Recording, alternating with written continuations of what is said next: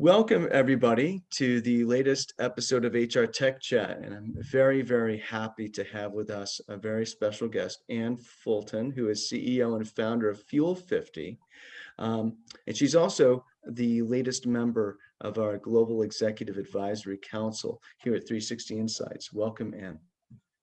Hi, Brent. Awesome to be on your chat today. And yeah, I'm super honored to be part of your advisory council. So, very excited to share our learnings and insights into the community. And as that's something that we're really passionate about is helping people with their talent practices. So yeah, nothing more important to us and the Fuel50 mission.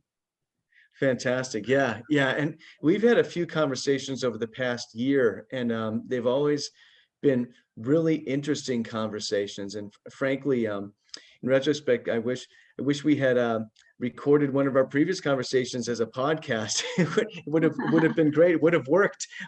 Just so many interesting concepts, ideas.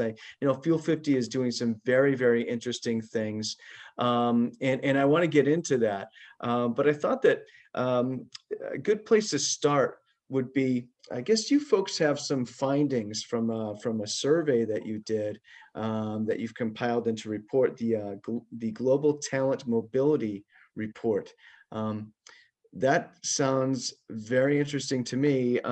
Maybe you could just share a few top line findings. What is in this report? What's new? What should we know about as we continue to enter the future of work?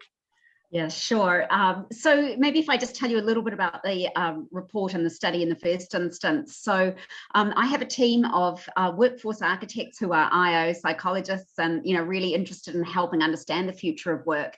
And so we went out to over 200 HR practitioners and their employees to understand what's happening with global talent mobility today and what's important to people. And so we asked a range of questions around, what's the return to work going to look like for your organization? What do people experience? What have they experienced in the last 12 months?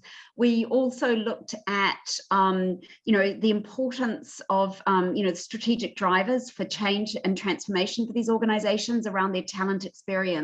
So we were looking at things like workforce reskilling, talent mobility, mentoring, diversity, equity, and inclusion kind of practices. And what we were able to do in this study is that we were able to benchmark organizations into high-performing organizations, and there's a number of criteria, revenue per employee and innovation and NPS were all contributing to these high-performing organizations.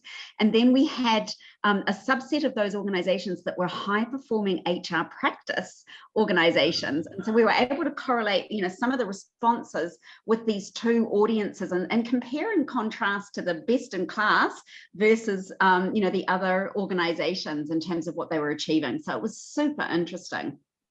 That is interesting. And I already have a question right off the bat, but I don't want to jump ahead here.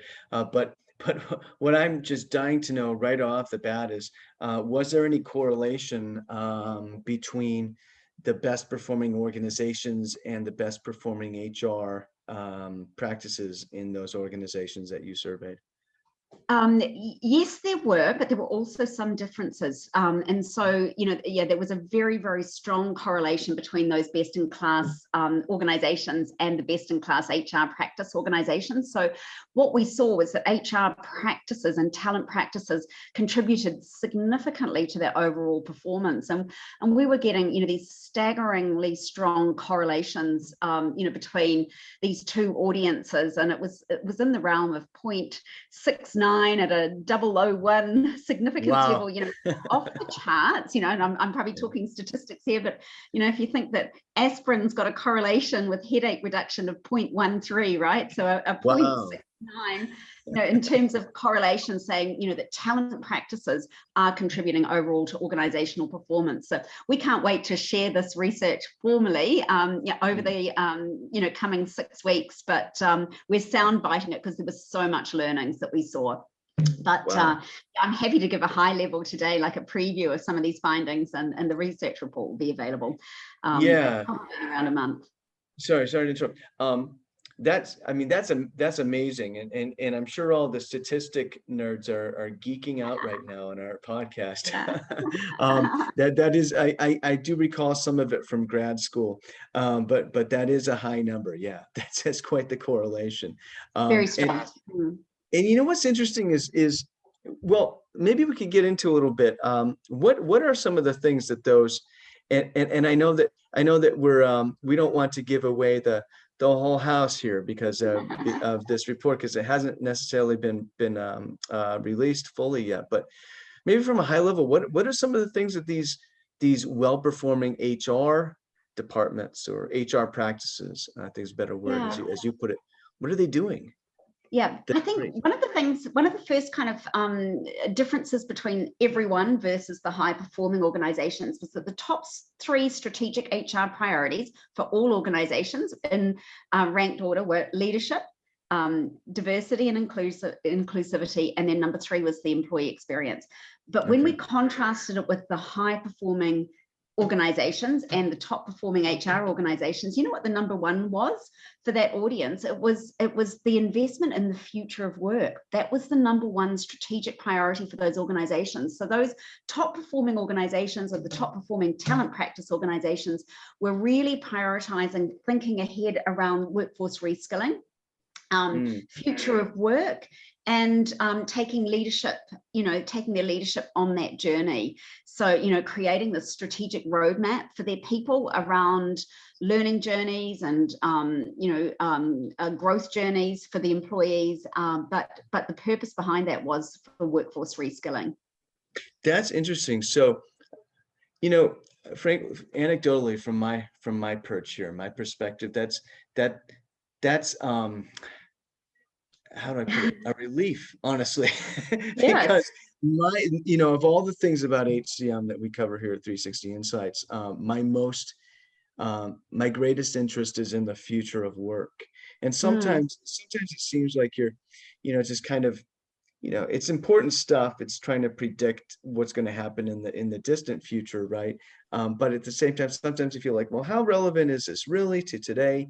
And I'm sure some of it probably isn't as relevant today as it could be. But at the same time, it's not as far out there in the clouds and sort of just conceptual versus pertinent, as I was sort of want to think initially. So yeah. yeah. So I think I'm aligned with that. And I think I was slightly shocked actually by the difference, so really, the best practice organizations were focused on, further out, future proofing their workforce and, that future of work scenario. So doing more kind of preemptive work around, and anticipating what they're seeing for their workforce. One of the other surprises that we had in the study, because we contrasted, the HR lens with the employee lens, is across our entire group, talent mobility was, a top priority. So 70% of respondents said that was the top strategic priority, and it felt quite short-term in focus. But you know what the top priority was for employees? What? Was reskilling. They Oh, wanted to be reskilled for the future.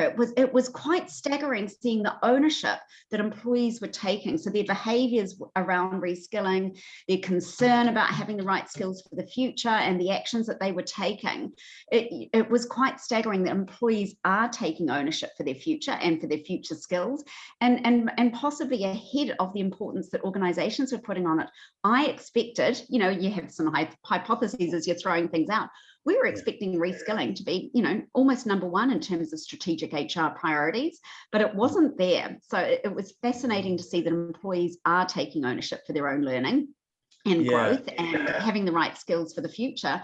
But the organizations themselves hadn't necessarily prioritized that as high as we thought. So it felt more short-term in focus, that they were focusing on talent mobility, redeployment, back to work, that this whole return to work and kind of almost a short-term transactional focus. So best in class, a little bit more strategic in their focus.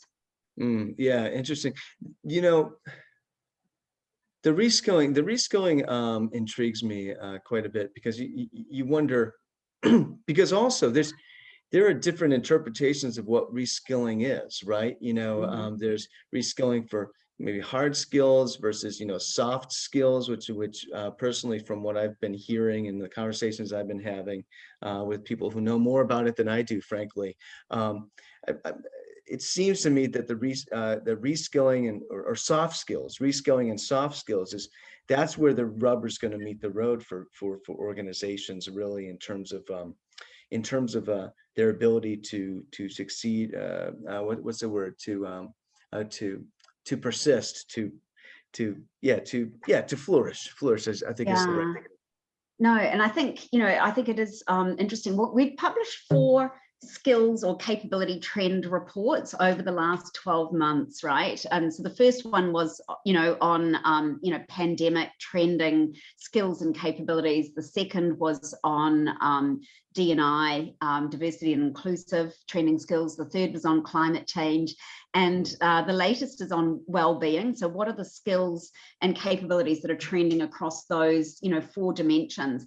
And, during the pandemic, we saw this big surge in collaboration as being a key skill that was trending, but it was also things like supply chain reimagining, right? Being able to kind of respond to this pandemic and how did we operate?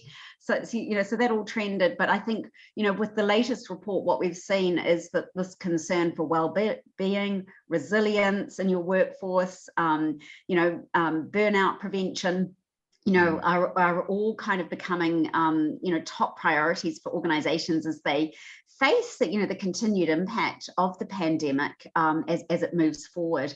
So yeah, from an employee point of view, soft skills are still super important, but I think, they also need to be, employees are hungry to understand what skills are trending, across the globe, what skills are trending in their organization, what skills are going to be in demand. And, that's one of the things that we're doing in Fuel50 is being able to kind of flag, here are the in-demand skills in your industry, and here's the in-demand skills in your organization. These are the top 3 trending learning needs that you have today, so that employees are, empowered to kind of be on point with what the organization needs strategically.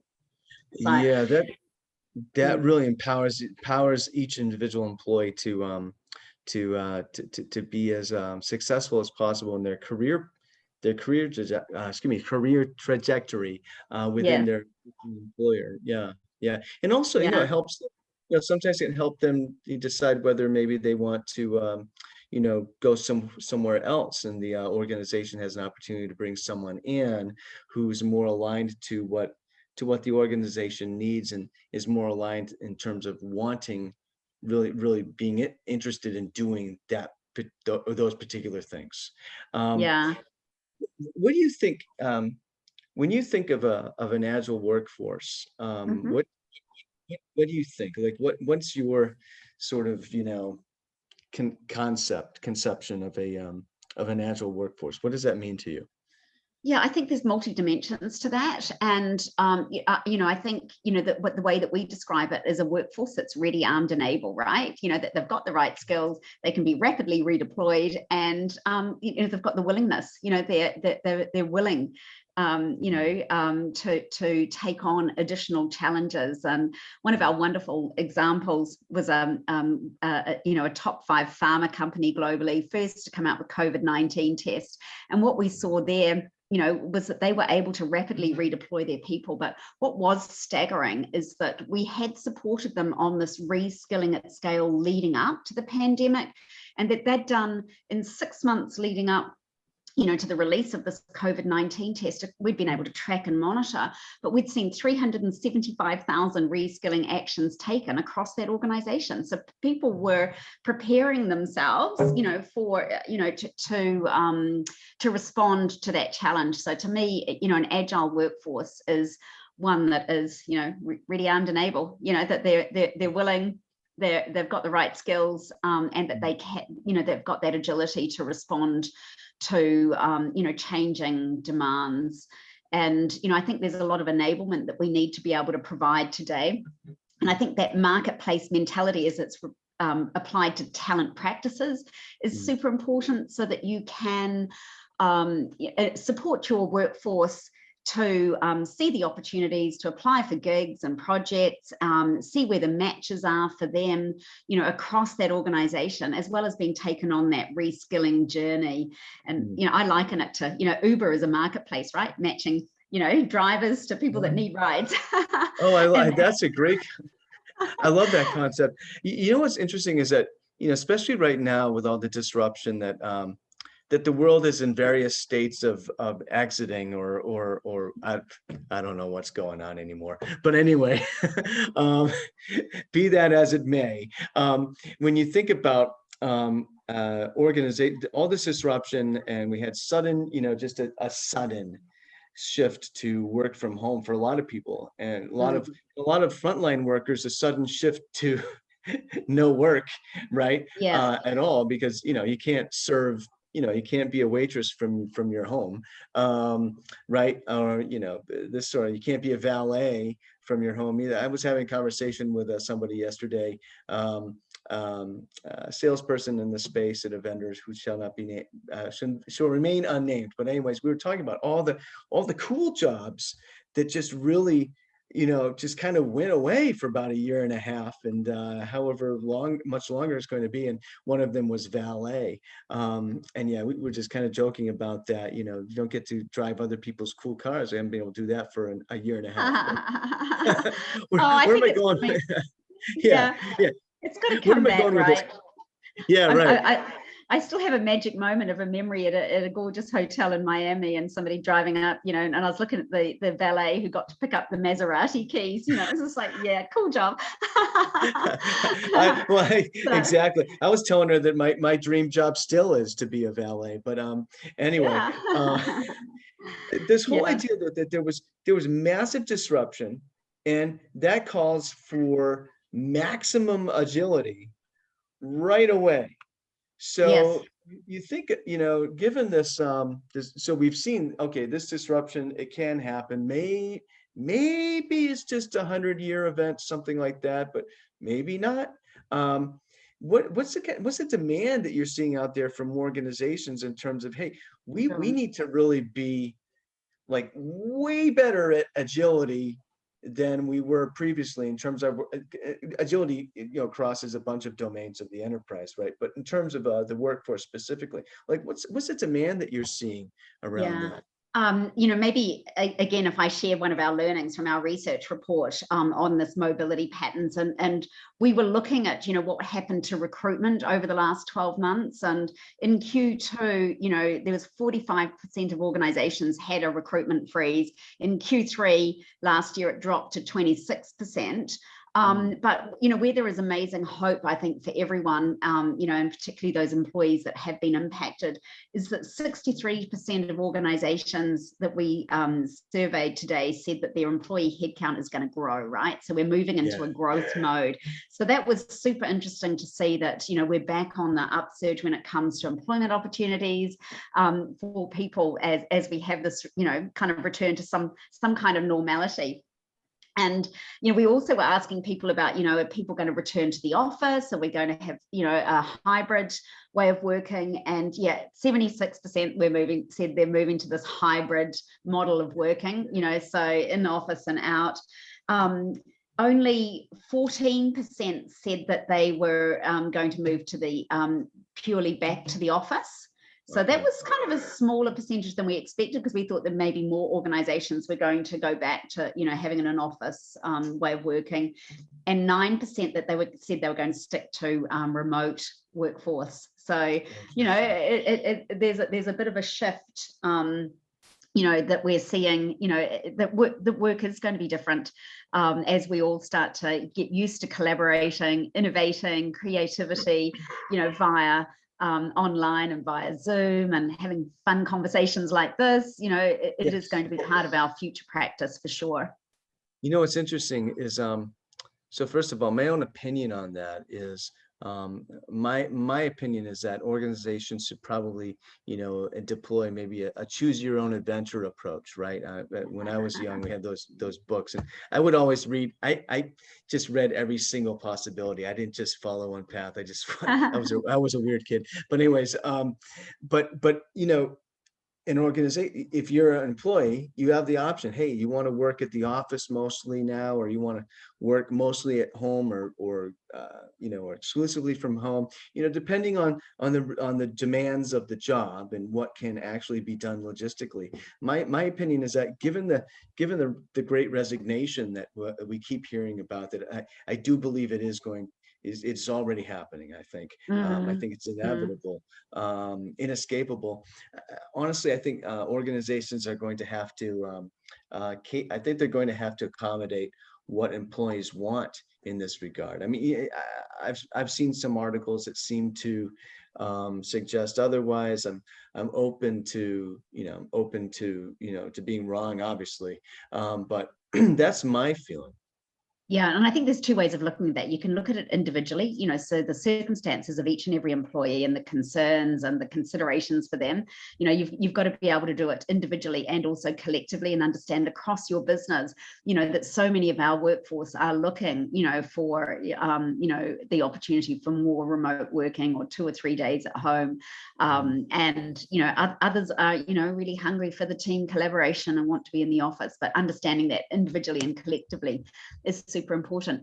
I just want to come back to the Uber analogy that I was talking about before, and from an individual point of view, because as you say, everyone wants something different. And I think, what is possible today is, is to build out your own roadmap, and you can test out hypotheses. You're talking about choosing your own adventure, but you can actually play now, through that marketplace offering, that you can start to play with, okay, I fancy myself as, CEO, or what was my route look like if I go down the chief digital officer, or, something else that might appeal to me. And you get your match score, but you can also see what that journey looks like. And you can also flick through to say, okay, well, if I took a slightly different, if I went in this direction instead on this pathway, but also along that journey, what are the skills that I'm going to need? So regardless of what my end destination is, right now, I can be focusing on these 3 to 5 things that might take me on a journey that is full of abundance and opportunity and alternatives, and I think, I love your choose your own adventure kind of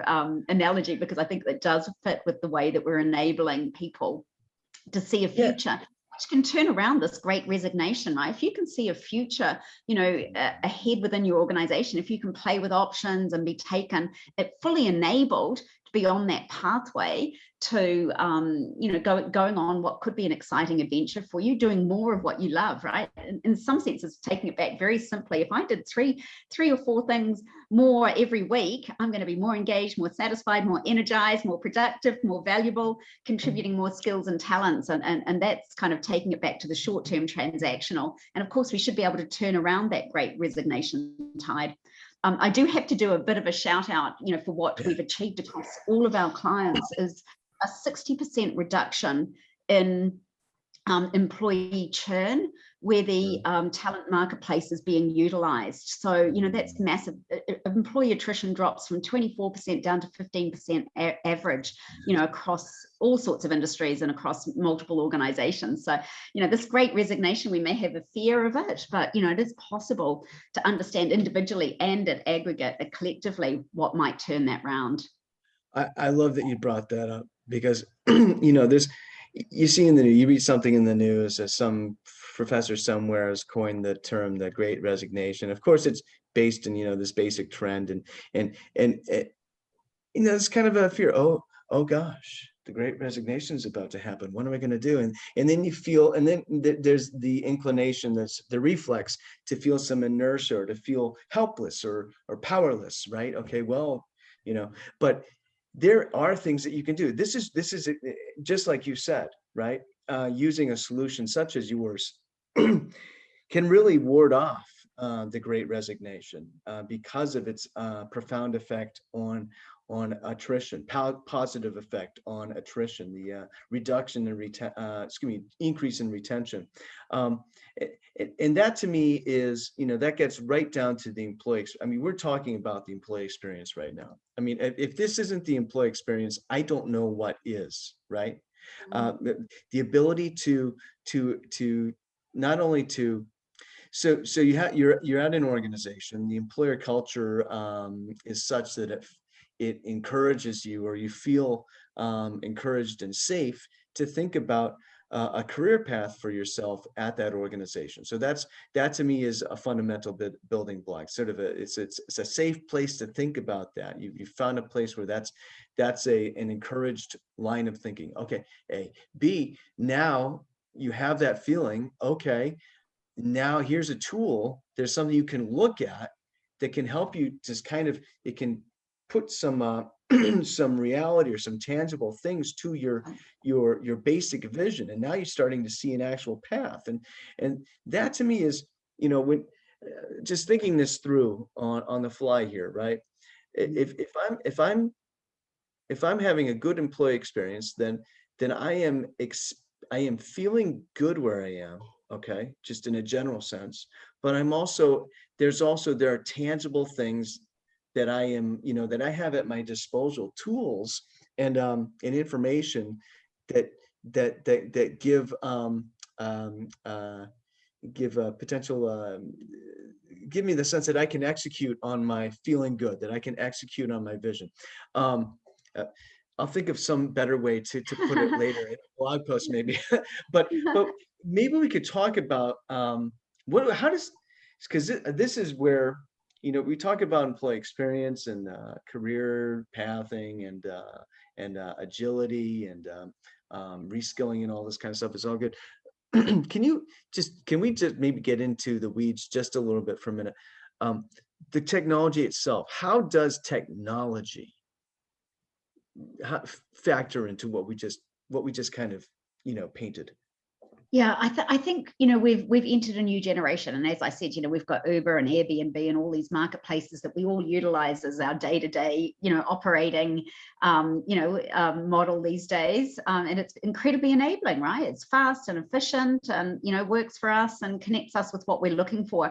And I think the talent supply dynamics in organizations have probably been disrupted permanently, and this marketplace mentality coming into talent practices is inevitable. It has to happen.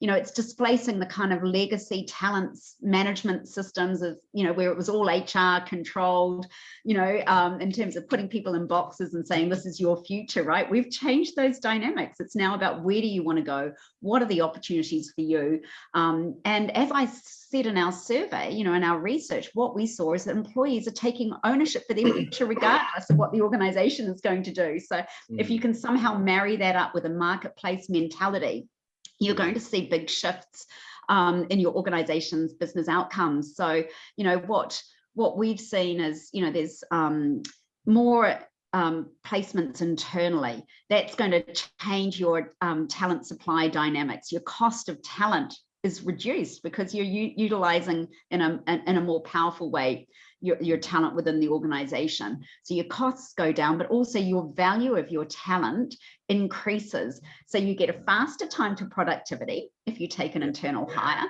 There's more engagement of that person around them because other people see this person getting an opportunity. We saw absenteeism go down, engagement go up, faster time to productivity. So all sorts of business benefits were associated with that, but also you've got more valuable employees because they are enabled to kind of go on this learning journey. So we never say no to an employee. If you dream of being the CEO, great, 15% match score today, but here's all of the learning. Here's a mentor, here's stretch assignments, here's projects, here's the journey and the multiple routes that you've got to go on that journey. So it's never a no, it's here's how you do it. And that takes away a big question mark for employees in a powerful way that delivers business benefit as well. Well, something that's interesting that you just brought up So first of all, one thing that I noticed here is that going back to what, and you reiterated it just a moment ago, but you said it earlier too, is this idea that employees are focused on reskilling. That's something that they really want to do themselves. So an organization that solves for that, right? An organization that solves for that is an organization that's, don't go to the mountain, go where the employees are, first of all, that's a good thing. The employees are thinking about reskilling themselves. They're focused on bettering themselves. That is an asset. And I had a conversation with previously on the podcast around this idea that, you know, we got to stop thinking about employees as a cost and start thinking of them as an asset. Literally moving them from one column to the from the cost column to the asset column, like the real estate cost, like a sunk cost versus the asset column. In the accounting, you know, the accounting how we account for them in actual accounting. And I'm not an accountant, so I don't know exactly how that would happen, but they become something to invest in at that point, right? There's something to invest in. So A, B, if they want to be reskilling themselves, then you have an asset just waiting to happen, which is great. Invest in that, go where they are. That is going to, by default, appeal. That's to by default, that's going to improve their experience. They're going to experience a greater satisfaction with their job. Okay, that, which is something you really want in your workforce. And and what's interesting about that, going back to what you just said, right? You were talking about, you know, time to productivity, you're reducing your recruiting costs and all this kind of stuff. And that's all stuff that makes sense to the accountant. And that's great. You're speaking to the accountant with those types of benefits. But then what you said about increasing the value of your talent, I'm going to guess that value is not necessarily easily quantifiable from in terms of a financial number, but that doesn't mean it's not there and it's increasing, right? Because at some point we just have to, as employers, we just have to just what's the word? We have to admit, acknowledge, recognize that some of the things that are incredibly just essential to business, to organizational success, and that means organizational perpetuity, organizational profits, revenue over the long term, are not going to translate to a number that's like a hard number today. And that's really interesting to me. Yeah. And I think just with my opening comment, right, that talent practices were highly correlated with those organizations that were getting the best business results, right? You know, so incredible. And I just want to, you know, back in 2015, we did a career agility study. And one of the things, you know, talking about employees being in the asset column, one of the things that we found is that 74% of employees believe that they've got more skills and talents and can contribute more to their organization than they currently are.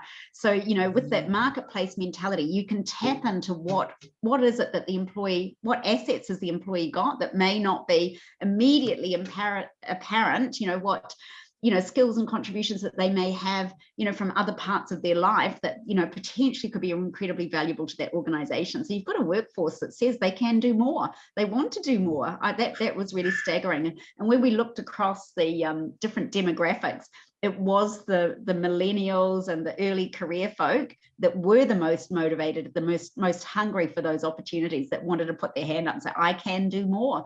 You know, just ask me, or just give me an opportunity, give me that stretch assignment, give me that project.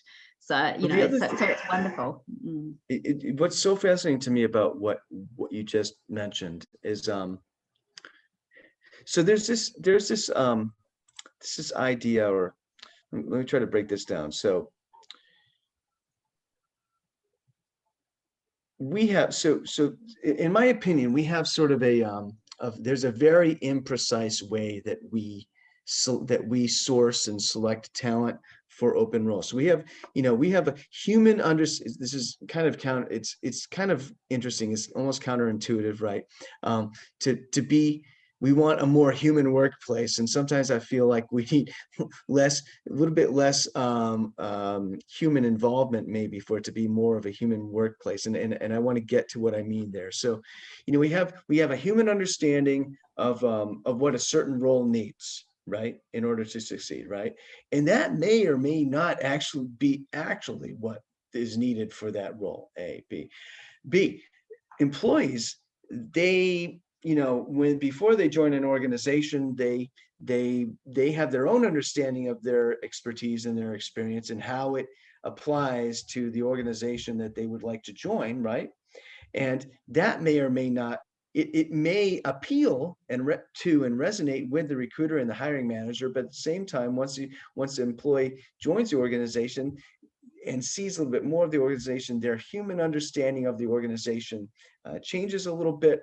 They realize, oh, wait a minute, this is what I could be doing for this organization instead. It might be better, and that might be closer to what that employee should be doing for that organization. But if you had some sort of an objective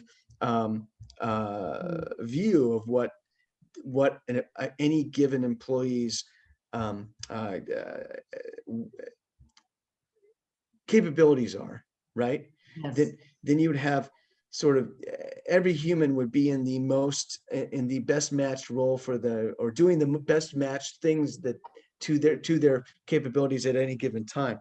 And I blogged about this a few months ago, and I think we're far away from it. But I have this sneaking suspicion that we may move beyond even job titles in the future, and all these sorts of. I mean, I saw an article from the mid '90s. It was in Forbes. This was before Forbes was sort of a crowdsourced, Yes. just a bunch of writers. It was, just a staff, right?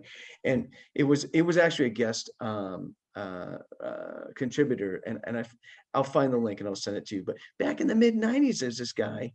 He predicted that job titles will be a thing of the past. Those will eventually become extinct.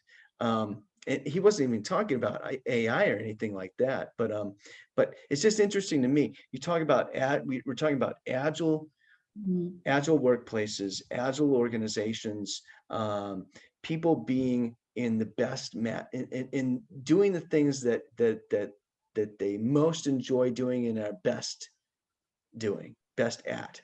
To me, it just seems, yeah. I think you're right there, is that the career sweet spot for an employee also equals an optimized workforce, right? So if you can have more people operating in their career sweet spot where they've got some contributions and skills that really align with their their interests and their values and their talents, then that's the employee's in a good place, but the organization also has an optimized workforce. And I think some organizations, we've got a few organizations within our client group that are moving towards people defining themselves in terms of their skills and contributions. I'm on this project, I'm responsible for this and this deliverable for the business, and defining themselves around their project contributions rather than their job title. But again, surprisingly, in our study of where HR practitioners are at, most are not ready to move to that, that job titles are still seen as being around. And employees do want that clarity as to around, where they belong and where their contributions are. So I think we're on a journey towards that. I think a lot of organizations, are still on an early pathway towards that kind of true workforce mobility. But it is coming, possibly over the next 5 to 10 years, because our survey said that many organizations are not there yet. So that's interesting. You said over the next 5 to 10 years, as if that's a long time. And frankly, you said that, and I thought, oh, well, that's soon. I thought maybe we're 20 to 30 years away from that. So anyway, by the way, total aside, I don't know if it looks like it to you, but the image of me on this right now, it's very grainy. It's like an 8mm film from the late '60s, but yeah, dusk came early today for some reason. Sorry about that. All good, Brent. It's been a fabulous conversation and very stimulating as we think about this future of work and agile workforces. Yeah. Oh, it's been fantastic. And thank you so much. Thank you so much for joining us for the podcast today. Very much looking forward to folks seeing this one. There's a lot of really interesting stuff happening around AI and agile workforce, and what does talent mobility mean? And I think we are, given some of the things that you found with your studies, I think that we are getting closer to this. We may be indeed getting closer to this idea that people may, in greater numbers, sort of embrace this idea that hey, treat your employees as assets, and looking at them as, as a, you're giving them opportunities, and that's going to be valuable for your organization. They're not just a cost. There's so much upside to your workforce. Yeah, agreed. Let's create a new kind of talent economy and new talent dynamics, right? That is, a bit democratized, and that everyone's got a contribution. And if you can create that marketplace mentality within your organization, you should energize your workforce and impact your outcomes according to what these best practice organizations are doing. So big opportunity for us. Absolutely, absolutely. Well, thank you again. And it was wonderful to have you on the podcast. Welcome to the Executive Council of 3Sixty, and best of you to your endeavors. Thank you so much, Brent and team. Really appreciate Thanks. it. Thank you. Take care. Bye-bye.